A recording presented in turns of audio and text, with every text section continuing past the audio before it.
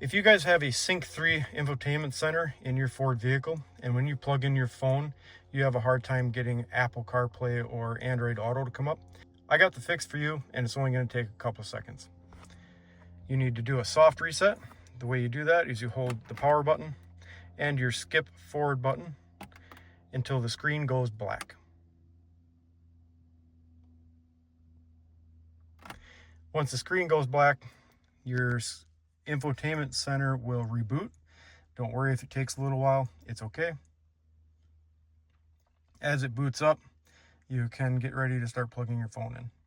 This will fix probably 90% of the issues that you're having, not only with Apple CarPlay and Android Auto coming up, but many other things.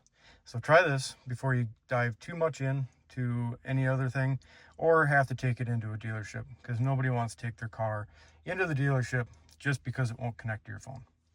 Give it a try. If you like this, give it a like, and I'll catch you in the next video.